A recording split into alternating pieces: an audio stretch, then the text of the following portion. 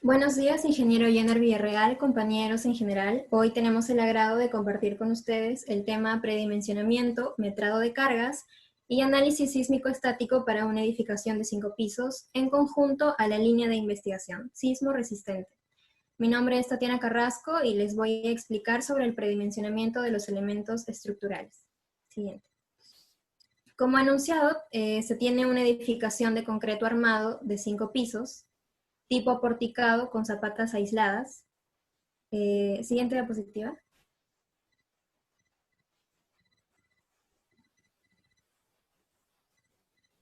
Tal como se muestra en la figura, con los siguientes datos. F'C, 210 kilogramos, F'Y, 4.200 kilogramos, y el uso según el reglamento nos correspondería a un hospital. El diafragma es una losa aligerada unidireccional, y la ubicación según los datos del coordinador en Trujillo, tipo de suelo intermedio, número de pisos 5, y Q sub A, que viene a ser el esfuerzo admisible del suelo, para el suelo intermedio que nosotros tenemos, que va de 1 a 3, entonces lo asumimos de 3 kilogramos sobre centímetros cuadrados. Siguiente. Para el predimensionamiento de la losa aligerada, los peraltes de las losas aligeradas sabemos que podrán ser dimensionadas con esta fórmula que vendría a ser H igual a L sub n sobre 25. Ln vendría a ser la longitud del lado menor. Tomamos la longitud de la vigueta. En nuestro caso tomamos el caso más desfavorable, por lo tanto sería Ln6. Reemplazamos y nos da la losa aligerada de 0.25 metros. Para las vigas, el ancho es variable de un medio a 2/3 veces su altura, teniendo en cuenta un ancho mínimo de 25 centímetros, con la finalidad de evitar el congestionamiento del acero y las presencias de cangrejeras. La base sería igual a 60 por 2/3 y la base de la viga sería 40 centímetros. Según la bibliografía del ingeniero Jenner, las vigas se dimensionan generalmente considerando un peralte de orden de 1/10 a 1/12 de la luz libre, aclarando que la altura incluye el espesor de la losa del techo o piso, pudiendo ser de 6/10, 6/11 o 6/12, pero poniéndonos en el peor de los casos, consideramos 6/10 para que nos dé una altura de peralte de viga de 60 centímetros. Siguiente. Para el predimensionamiento de las columnas, sabemos que las columnas, al ser sometidas a cargas axiales y momento flector, tienen que ser dimensionadas por columnas centradas y columnas excéntricas y esquinadas, ambas con las fórmulas de área de columna igual P por servicio. El P vendría a ser el peso de la edificación que le va a llegar a la columna. En nuestro caso, vendría a ser un edificio categoría A, según la norma E030, de 1.500 kilogramos sobre metro cuadrado, por área tributaria y por el número de pisos. Y el F'C de la resistencia de la comprensión al concreto que estamos usando en este caso, 210. Para predimensionar el área de las columnas centradas, el F'C es 0.45, y para predimensionar el área de las columnas excéntricas y esquinadas, el F'C es 0.35. Para la columna céntrica se va a predimensionar la columna con mayor área tributaria. Aplicamos la fórmula mencionada en la diapositiva anterior y nos sale un peso de 247.500 kilogramos y un área de 2619.05 centímetros cuadrados. Siguiente. Para predimensionar la columna excéntrica, también vamos a predimensionar con la columna de mayor área tributaria. Volvemos a aplicar la misma fórmula, nos da un peso de 135.000 kilogramos y un área de 1.428.58 centímetros cuadrados. Siguiente. Y para predimensionamiento de la columna esquinada, también aplicamos la misma fórmula, nos da un peso de 67.500 kilogramos y un área de 918.37 centímetros cuadrados. Para verificar las columnas, sabemos que la rigidez de la columna tiene que ser 1.2 veces que la rigidez de la viga. Y todos sabemos que la inercia de un cuadrado es base por altura al cubo sobre 12. Reemplazamos y nos da 0.00762 a 0.00864. En este caso no cumpliría, pero por lo tanto nosotros asumimos aumentarle 5 centímetros a todas las columnas de 55 por 55 a 60 por 60 y de esta manera cumpliría. Siguiente. Para el predimensionamiento de las zapatas, tenemos la fórmula de P por servicio sobre K por A sub C, que vendría a ser el Q sub A. El peso de la edificación, ya lo mencionamos anteriormente, es 1.500 kilogramos por el área tributaria y por el número de pisos, sobre K, que vendría a ser para nuestro suelo intermedio 0.8, y A sub C, el área del cimiento. Q sub A vendría a ser la carga admisible. Reemplazamos y vemos que el área de cimiento es de 103.125 centímetros cuadrados. Y para ver la verificación del punzonamiento, asumimos que el área de la zapata es de 3.25 por 3.25, el P por servicio vendría a ser 247.50 toneladas, la columna de 0.60 por 0.60 metros y el H asumido de 0.50 metros. Se debe cumplir que D debe ser menor a la altura de la zapata. Reemplazamos con la fórmula WNU, que vendría a ser la carga neta última de la zapata, que es la zapata que va a resistir. Reemplazamos y nos da 23.43 toneladas sobre metro cuadrado. Y ahora para el B sub U, que vendría a ser la cortante por punzonamiento actuante, es igual a PU menos BW por MN. PU vendría a ser la carga última, BW vendría a ser la carga neta última, y M por N es el lado por lado de la zapata. Reemplazamos y nos da la ecuación 1. Ahora para hallar B sub C, que es la resistencia por punzonamiento en el concreto, nos da 1.06 por F'C por 0.5 por BO por D, que BO sería perímetro de los planos de la falla.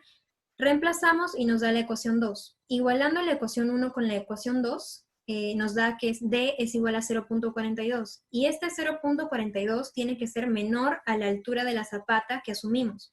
Por lo tanto, es correcta nuestra verificación. Ahora le doy el pase a mi siguiente compañero.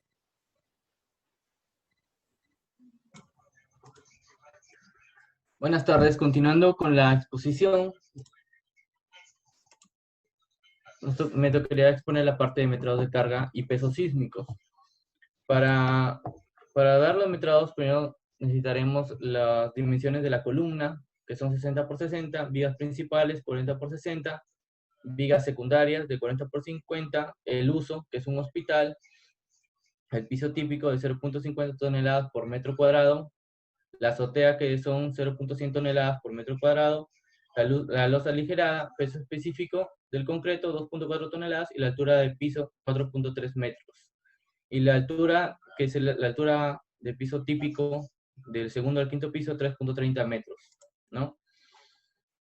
Como podemos ver acá, primero vamos a hacer el metrado del quinto piso con una losa aligerada de 14.8 metros por 16.8 metros, restándole las partes externas medias de las columnas por 0.35, la columna C1, que serían sus dimensiones, el número de columnas por el peso específico del concreto, las vías principales y secundarias, ¿no? Con sus dimensiones y su peso específico. Luego la carga viva. Después metraremos el cuarto, tercer y segundo nivel, que son los pisos típicos. La losa aligerada con sus dimensiones, restándoles las columnas medias de los extremos. La columna C1 con sus dimensiones por las 16 columnas y el peso específico del concreto, las vías principales y secundarias con sus respectivas dimensiones. Luego la carga viva, que sería la sobrecarga con sus dimensiones por 0.30, que nos da según la norma. Luego metraremos el primer nivel, que ya tendría una altura distinta, con una losa aligerada de 14.8, de 16.8 y por 0.35. La columna C1 con sus dimensiones, el número de columnas y el peso específico del concreto, igualmente con las vigas principales y secundarias. Luego metraremos la sobrecarga, que son 14.8 por 16.8 por 0.30. Luego metraremos el peso específico de la edificación, ¿no? Por cada piso, que sería su carga muerta, la sumatoria de su carga muerta por la carga viva. Y así de cada piso, del primero, segundo, tercer, cuarto y quinto piso, ¿no? Luego hacemos una sumatoria para hallar el peso sísmico de la edificación. Luego hallaremos el centro de masa y centro de rigidez. Mediante esta tabla vamos a calcular el centro de masa de cada eje. Como podemos ver acá, se ve el eje A, ¿no? Su peso por el centro de cada eje, pues, ¿no? Como el eje A está en el punto cero, no tiene, en X no tiene, ¿no? Un punto medio. Luego del eje B, que serían 6 metros, del eje C 12 metros, y así de cada eje. Luego hallaremos de cada columna para hallar su centro de masa, de cada losa, y hacemos una sumatoria, ¿no? Igualmente acá en el centro de masa del segundo, tercer, cuarto y quinto nivel, que son ya los pisos típicos, hacemos lo mismo. El peso de cada eje, de cada columna y de la losa ligera, hacemos una sumatoria y lo multiplicamos por su distancia en Y. Luego hallaremos el centro de masa inicial del primer nivel, que por la altura sería distinto, ¿no? Hallamos su peso específico, su peso de cada eje, igual su centro de masa en el punto X, y lo multiplicamos. Por el punto Y sería lo mismo, ¿no? El mismo centro de masa, el peso en el punto Y de cada eje, de cada columna y de cada losa, lo multiplicamos y hacemos una sumatoria. Luego hallaremos el centro de rigidez del primer nivel, que por ser una altura distinta tendremos que hallarlo de manera distinta. Igual hallamos su rigidez y su punto en X, y lo mismo, solo multiplicamos y hacemos una sumatoria final. El centro de rigidez del primer nivel igualito en el eje Y, ¿no? Y luego del segundo, tercer, cuarto y quinto nivel, que son pisos típicos, ¿no? Hallaremos la rigidez en el eje A, en el eje B, y así de cada columna, y hacemos una sumatoria igual, ¿no? En el eje X, igual para el eje Y. Ahora mi compañero pasará a exponer la siguiente parte.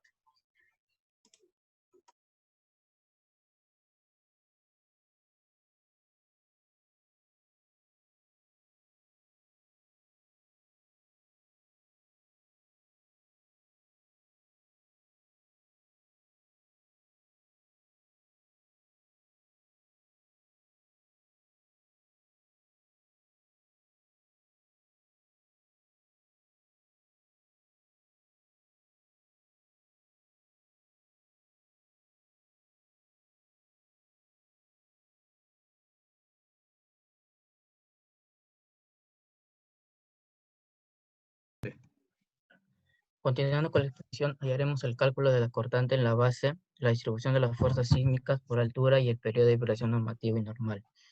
Para el cálculo de la cortante basal y distribución de la fuerza sísmica en altura, se halla en el eje X y en el eje Y lo hallaremos por una fórmula en común, que es el Bx y el By, que viene a ser el Bx, el coeficiente basal en el eje X, reemplazándolo. Z viene a ser su zona sísmica, U es el factor de uso, C es el coeficiente de ampliación sísmica, S es el factor de suelo. Todo eso lo dividimos entre el coeficiente de reducción sísmica multiplicado por la carga de servicio en ambos ejes. Siguiente. Siguiente diapositiva. Para hallar la zona sísmica, nosotros nos encontramos en una zona sísmica número 4. De acuerdo a la tablita, el valor de Z va a ser 0.45. Siguiente. Siguiente. El factor de uso e importancia, todo esto nos tenemos que ir a la tabla número 5 que está en nuestro Reglamento Nacional de Edificaciones, en la E030, en donde entramos en una categoría tipo A y el valor que le vamos a dar al factor es 1.50. Vale.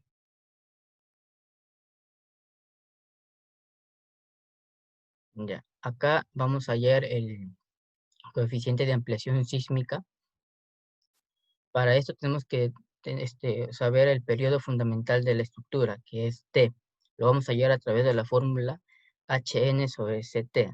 Vamos reemplazando los datos, hacemos que el periodo fundamental es 16.5 dividido entre 35 y nos da un total de 0.471 segundos. Para hallar el C, que es el coeficiente de ampliación nos vamos a ir a la tabla número 3 y vamos a ver que el factor de suelo vamos a darle el valor de 1.05. Esto según la regla nacional de edificaciones en la E030. Para el peso de la edificación, se halla a través de una formulita que es 100 por el 100% por el CM más 50% del CB. Esto nos da un total de 1161.59 toneladas. Siguiente. Para el coeficiente de reducción sísmica, nos vamos a la tabla número 7 y nos dice que el coeficiente de reducción sísmica lo vamos a utilizar el valor número 8. Reemplazamos todos los términos que ya hemos encontrado en la primera fórmula que les he explicado y reemplazamos los datos, ¿no? El Bx, que viene a ser el coeficiente basal es igual a 0.45 por 1.50 por 2.50 por 1.05 sobre 8. Todo esto multiplicado por 1161.59 y nos da un total de 257.27 toneladas, tanto en el eje X como en el eje Y. Siguiente.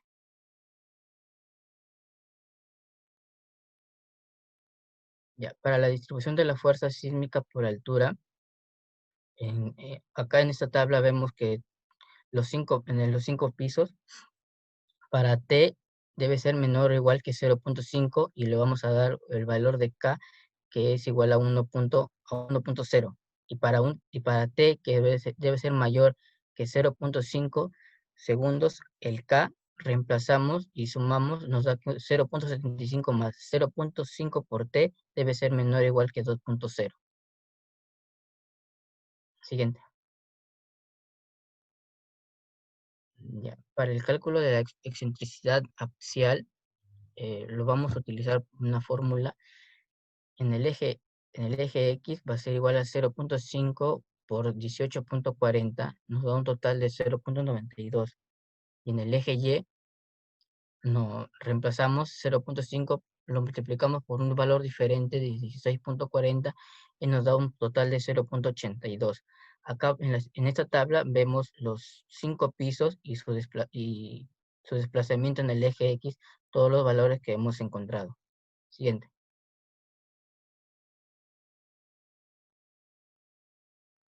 Ya, para el cálculo del periodo alterno en el eje Y, acá también tenemos en el cuadro los 5 pisos, su desplazamiento en el eje X, y por fórmula reemplazamos que nos da 0, y hacemos 0.85 multiplicado por 2pi, multiplicado todo eso según fórmula, ¿no? Por la raíz de, acá en el numerador tenemos todos los pisos con su desplazamiento en el eje Y al cuadrado, y en el denominador, digamos, se multiplica la gravedad por la fuerza de desplazamiento también de los 5 pisos.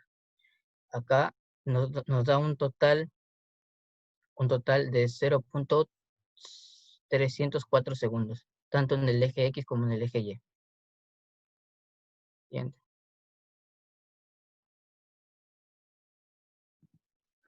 Bueno, continuando con la exposición, a mí me toca hablar sobre la parte E del trabajo, que viene a ser el análisis sísmico estáticos para los sismos tanto en el eje Y como en el eje X, controlando las distorsiones de entrepiso, determinando las fuerzas internas máximas y comprobando las irregularidades en planta y altura.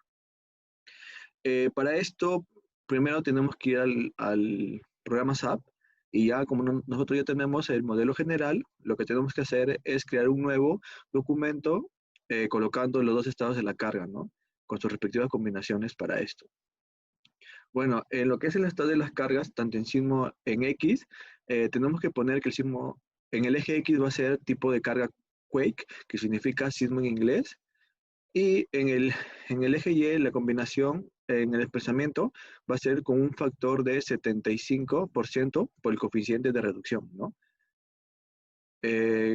También ya una vez hecho esto, procedemos a colocar las fuerzas inerciales en los centros de cada piso, ¿no? Para cada sismo en cada eje, tanto en X como en Y. para cada piso. Bueno, y ahora sí, se procede a cerrar el programa y nos arroja los siguientes resultados. Siguiente diapositiva, por favor.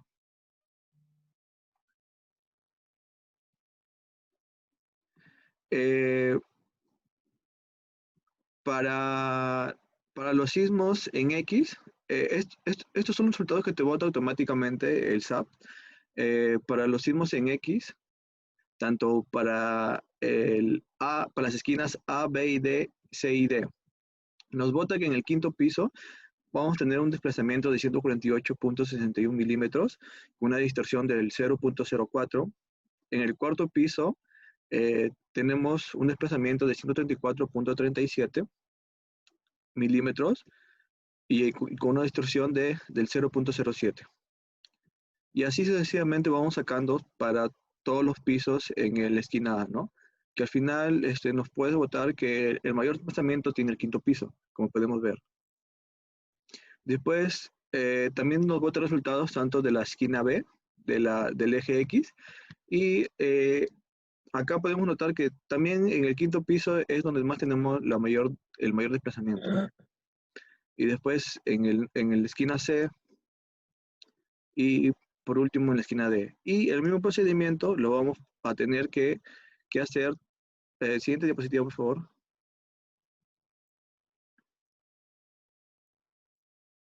Y el siguiente procedimiento va a ser lo mismo tanto para el eje Y.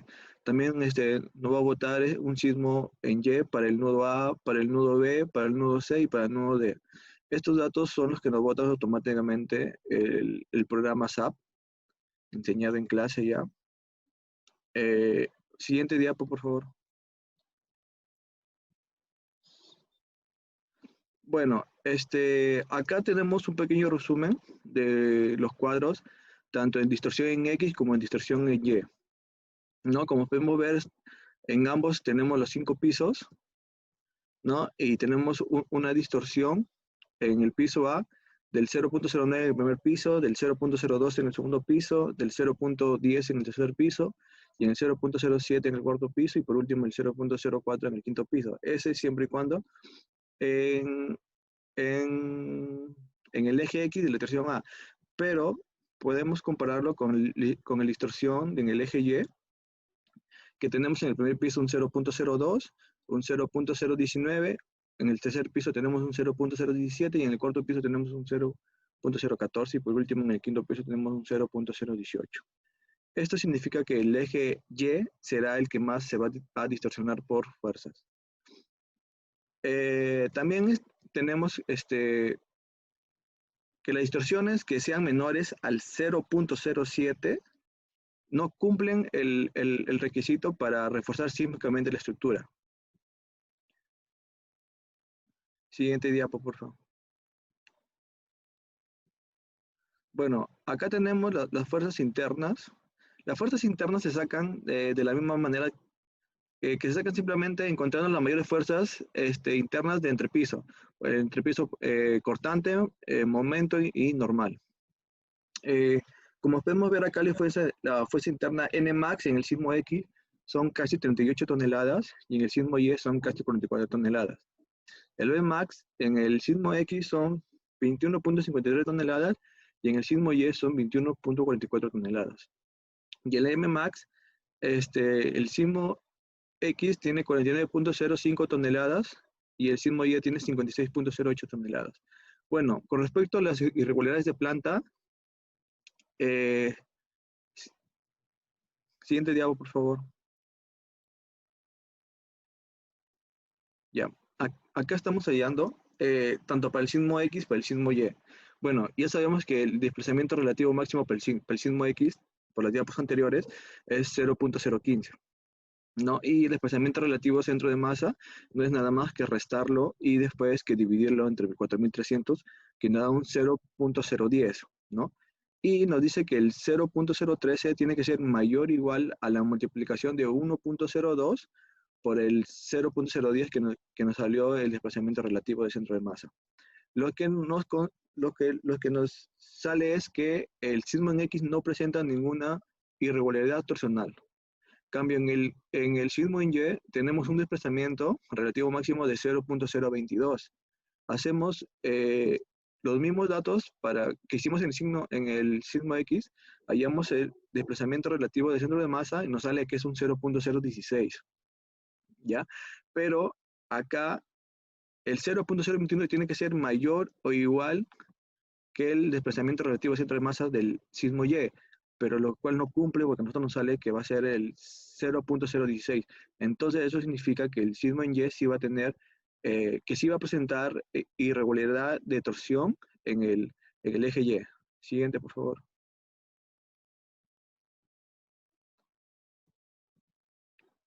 Bueno, acá tenemos las irregularidades en altura. En el sismo X, en el eje Y, podemos notar que la irregularidad que se va a presentar va a ser por el piso blando y va a ser en el tercer piso. Siguiente diapo. En el sismo en Y, la irregularidad va a ser en el segundo piso. Como podemos ver que la distorsión es de 0.021, la relación 1.56 y el límite que puede aguantar, que se pasa la relación, es 1.400, ¿no? Que también va a ser por piso blando la irregularidad. Siguiente diapo. Bueno, eso es todo. Muchas gracias.